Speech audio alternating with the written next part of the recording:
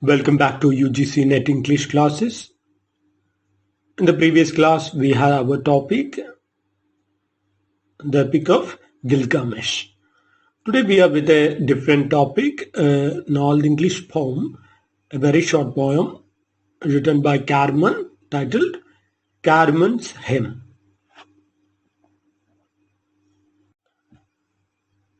Now let's analyze the main ideas about the poem. Cadmon's Hymn. It was composed between 658 and 680 AD. That means before the coming of the poem, epic poem Beowulf, Cadmon's Hymn had appeared. So Cadmon's Hymn composed between 658 or 680 AD because Beowulf appeared around 700 AD or after 700 AD.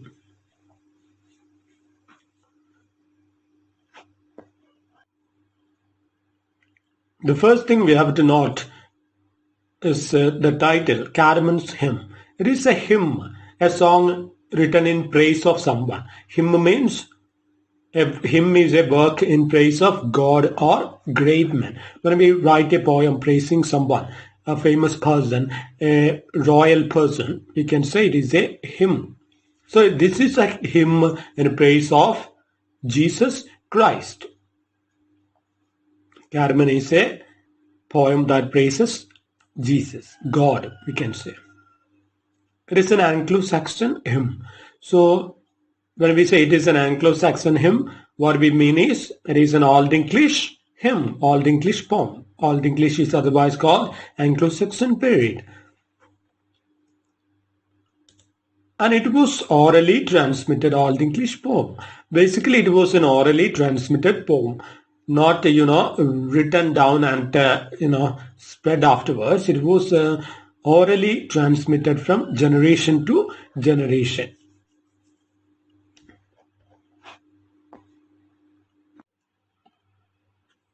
Another important point is Cadmon was a Celtic herdsman.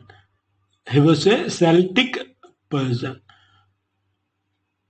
Because the name Cadmon is of Celtic origin. So that's why we say he was a Celtic herdsman.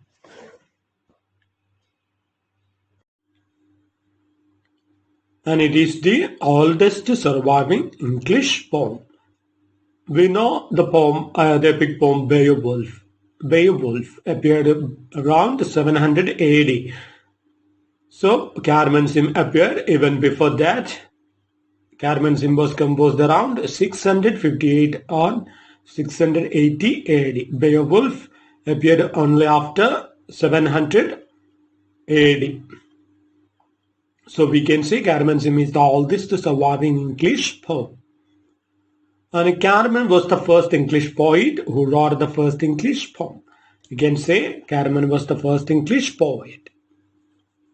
And he wrote the first English poem.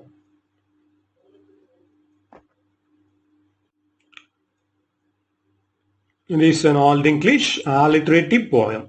So alliterative poem means repetition of consonant sounds can be seen for the effect of, rhyming. So Old English alliterative poem. No metrical pattern you can see in any of the Old English poems. So Old English poems were written not according to a particular meter. Meter they didn't use, but they use the alliteration and such a kind of, rhyming ideas.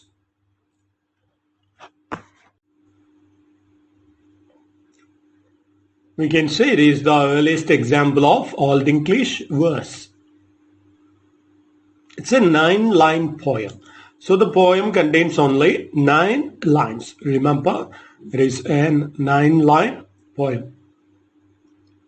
It is found in the manuscript of Bede's Latin work. That is the ecclesiastical history of the English people. So Venerable Bede had written the work, The Ecclesiastical History of the English People, which was originally written in Latin.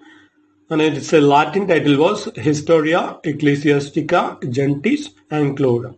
That means the history of the English people. Historia Ecclesiastica Gentis Anglorum means the history of the English people, written by Venerable Bede. So that ecclesiastical history gives us account of the poem written by Cadmon. Remember, when we were discussing the Old English period, we had mentioned Venerable Bede. So just to recall it, in around 600 or 700 AD, Venerable Bede wrote the work, The Ecclesiastical History of the English People. I think you remember this point.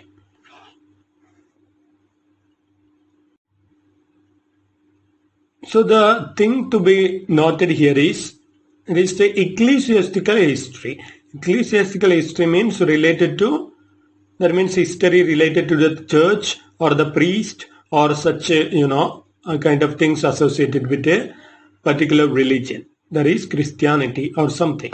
So ecclesiastical history means something related to Christian religion, church and such things. So why Venerable Bede should they discuss, Cadmon's hymn in this book? So is it something speaking about Christianity? So it is clear that it is the poem that speaks about Christianity or Christ or some kind of miracle. That's why it gets mentioned in Venerable Bede's work about a Christian religion or Christian church, priest, etc. He talks about in the English people's Christian connection in the work Ecclesiastical History of the English People. So let's see.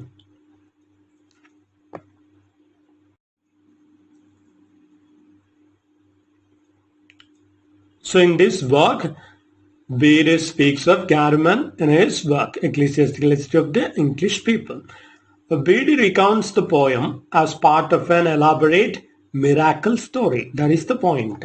So it is, as per Bede's version, it is a miracle story. It talks about a miraculous thing that happened in the life of the person Cadmon.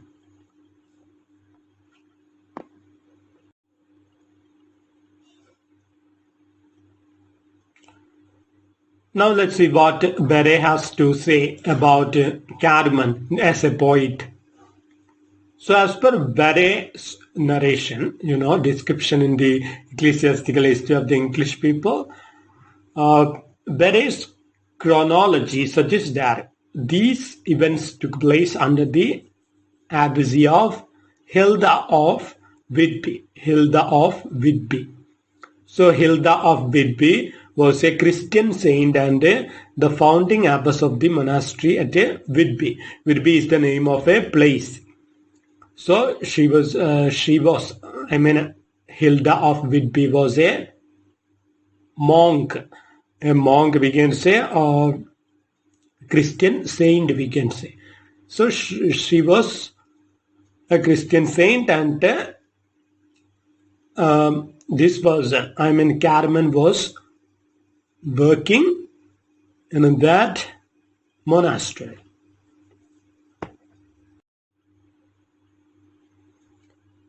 So Cadmon was living in the monastery as a servant, especially he looked after the cows, goats, especially the cattle, we can say. So he was a cowherd. So it was his duty to look after the cows and goats and all. So he was living in the monastery of Hilda of Whitby. She was a Christian saint.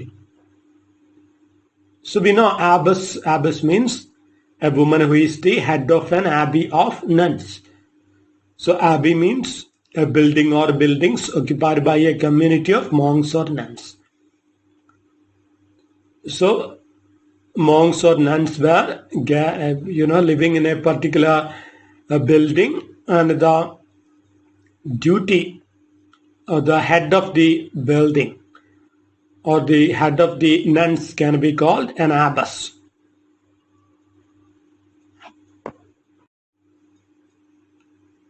So Venerable Bede here describes an event, or what we can say an incident happened in the abbess of Hilda of Whitby. So Cadmon was an illiterate cowherder employed at the monastery of Whitby. So one day when Cadmon was attending a feast, someone passes a harp around for all to sing a song. So one day when he was attending a feast, someone gave him a harp, a string instrument to play and sing just for the sake of entertainment. But Cadmon was upset. He leaves the place. But Cadmon thought he couldn't contribute a song, so he chooses to leave the place rather than taking the challenge to sing a song with the accompaniment of a harp.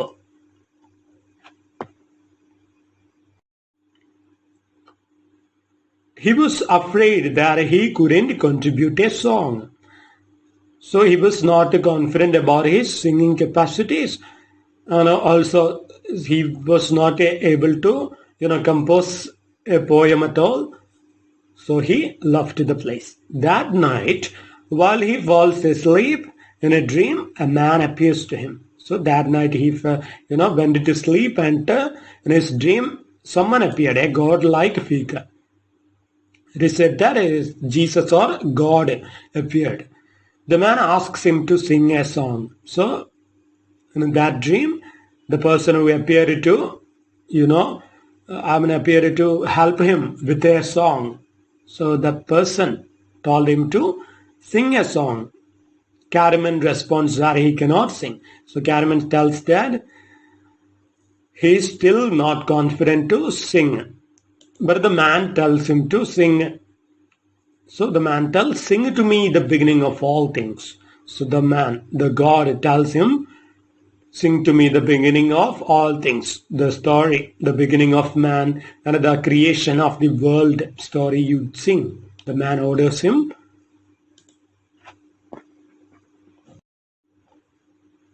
Now Cadmon feels confident and he starts to sing.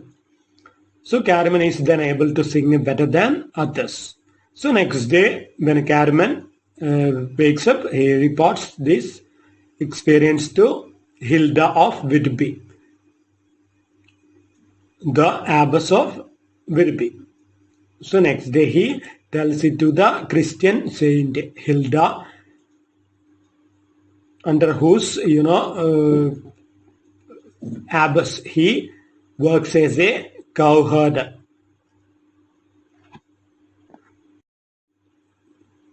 So when Cadmon tells what happened last night, Hilda was so impressed with Cadmon's poetic gift, and she also encourages him to become a monk, because she feels that Cadmon has got some divine revelation. So she encourages him to become a monk, a Christian monk. So later in his life, Cadmon is said to have died peacefully in his sleep. So later, so many years later, Cadmon passed away peacefully while he was sleeping.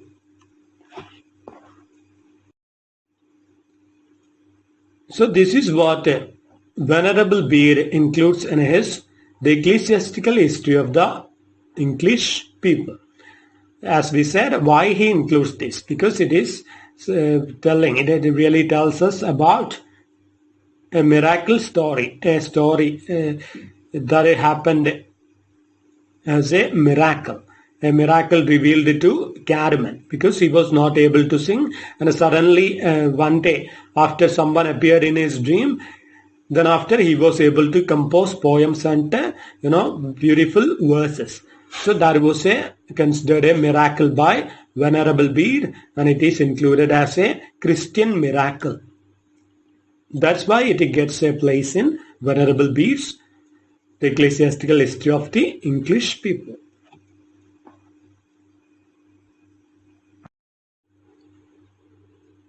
So Cadmon as a poet really impressed so many, poets who came after him, like William Blake, Gerard Manley Hopkins, W. Jordan, and even the American poet Walt Whitman was so impressed, and inspired by the poem and the story about Cadmon. So now let's analyze the themes expressed in this 9-line poem. Basically, as we said, it conveys a Christian theme, a religious poetry of praise, gratitude at God. This poem talks about the need to be, thankful to God. And the poem was written to turn man from the love of sin to a love of good deeds. So in order to turn a man from sinful ways to good ways. So these are the themes. So once more, the basic theme is Christian theme. So it is a religious theme. So religious poetry of praise. So gratitude at God or Jesus, we can say. The basic idea of the poem is to turn man from the love of sin to a love of good deeds.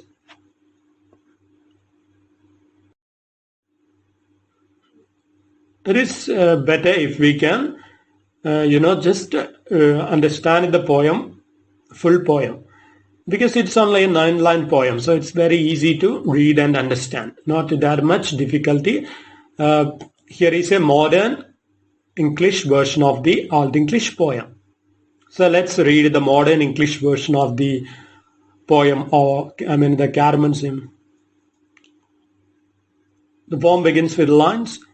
Now we ought to praise the guardian of the heavenly kingdom, the might of the Creator and his conception, the work of the glorious Father as he of each of the wonders, eternal Lord, established the beginning.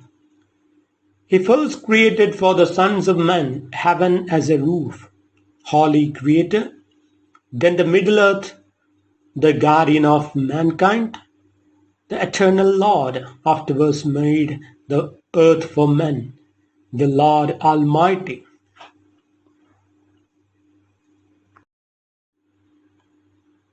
So that's the poem. So remember, when we read the poem, we can understand we can just recall what was the verse spoken by the man who appeared in Cadmon's dream. Cadmon's dream, the man who appeared in Cadmon's dream had told him to sing to me the beginning of all things. So at the beginning of the creation of the world and the universe and a human being. That is Christian story. The story of the creation of the world was the one that the person who appeared in Cadmon's dream demanded from Cadmon. So Cadmon composed such a poem in 9 lines. 9 is a holy number. So we can also take it that way. 3, 6, 9. These are holy numbers. 3 is very much a divine number. Once more read the poem.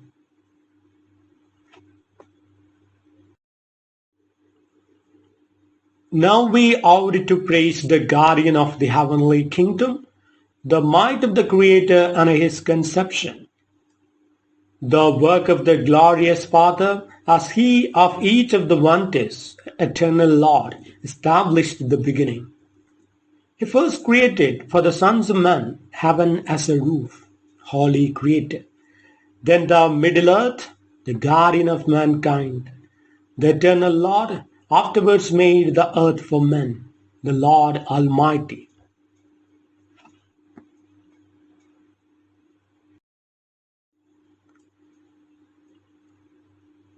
Here we can see, how the poem really attains the status of a hymn. A hymn means a song in praise of God or Jesus or a great man. Because everywhere you can see words praising Jesus. The poem starts with such a praise. You see, the guardian of the heavenly kingdom, glorious Father, eternal Lord,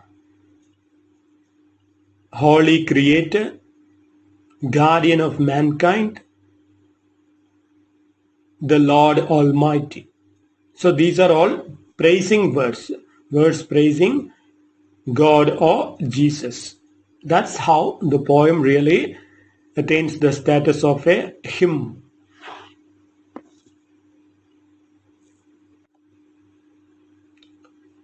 And the poem really speaks, for the need to turn man from bad ways to good ways. That's why the poem begins with lines, now we owed to. Owed to means we should. So it is our obligation. It's our time to, thank God or Jesus for his kindness, for his creation of the universe. That's the poem is about. So he tells that how the universe is created. So first of all, God created heaven as a roof, then created Middle Earth, then created the earth. That's what the poem is about.